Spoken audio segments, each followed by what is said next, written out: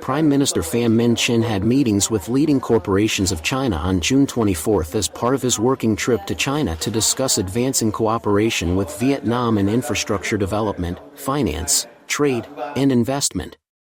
Talking to the Vietnamese leader, Chairman of the Bank of China, BOC, Goh Haijiao said BOC wishes to boost its presence and investment in the Vietnamese market, and is ready to provide comprehensive financial services for large infrastructure projects. Prime Minister Chinh applauded BOC's operations which, he said, have contributed to local socio-economic development. The Prime Minister recommended that BOC cooperate with not only the public sector but also the private sector of Vietnam, and participate in handling poor-performing banks. He affirmed that the Vietnamese government will accompany and create favorable conditions for foreign enterprises, including Chinese ones like BOC, to invest and do business effectively, successfully, and sustainably. At the meeting with Chairman of the China Communications Construction Company Wang Tongzhou and senior leaders of the firm, a world's leading business and infrastructure development present in Vietnam for over 30 years, Prime Minister Chinh highly valued the company's fruitful operations in the country, particularly in developing infrastructure, including railway systems. He suggested that the company explore potential collaboration with the Vietnam Railways Corporation, as well as with the railway management boards of Hanoi and Ho Chi Minh City. In particular, he proposed that the company consider public-private partnership models in Vietnam. Also on June 24, Prime Minister Chinh held a working session with Chen Wenjian, Chairman of China Railway Engineering Corporation, CREC, and senior leaders of the group.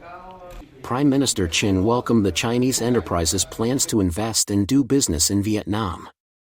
He provided an overview of Vietnam's infrastructure development strategy and ongoing railway projects, expressing hope that the corporation will build on past cooperation and continue its investment in Vietnam. He particularly encouraged CREC to participate in railway projects linking Vietnam and China as well as in the North-South high-speed railway. During a working session the same day with Daihagan, Chairman of China Railway Construction Corporation, one of the world's leading and most comprehensive construction conglomerates, Prime Minister Chinh stated that he just had very successful talks with his Chinese counterpart Li Chang, during which both sides agreed to accelerate the implementation of railway projects connecting the two countries. The leader informed the corporation's delegation that Vietnam is urgently carrying out the necessary preparations to begin construction of the Haiphong, Hanoi, Lao Cai rail line by the end of 2025.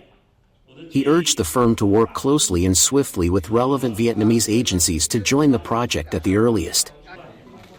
The same day, Prime Minister Chinh received Jonathan Choi, chairman of the Hong Kong-based Sunhua Group and chairman of Vina Capital Vietnam. He spoke highly of the group's business performance in Vietnam and welcomed its investment expansion plan. He encouraged the group to invest in high-tech industries, green development, circular economy, and social housing. He also called for increased investment in raw material zones, science and technology, and deep processing in the agricultural sector. The Prime Minister asked the group to help Vietnamese companies integrate into its supply chain and contribute to high-quality human resources training in Vietnam. In the evening, Prime Minister Chinh received Professor Tao Yitao, Director of the China Special Economic Zone Research Center and President of the Belt and Road Research Institute for International Cooperation and Development at Shenzhen University. The Prime Minister suggested the professor continue studying and proposing a joint cross-border economic zone model suitable to the current context, the size of the two economies, and bilateral relations, while aligning with development trends and priority sectors. Agreeing to consider the professor's proposals to hold an international forum on special economic zones in Vietnam, establish a joint research institute, and build a Vietnam-China Cultural Center for academic and cultural exchanges, the Prime Minister said he will assign relevant ministries and localities to work with the Chinese side. The leader also expressed his hope that Tao will advise Vietnam on economic development models to help the country achieve 8% growth in 2025 and double-digit growth in the following year in pursuit of its centennial goals.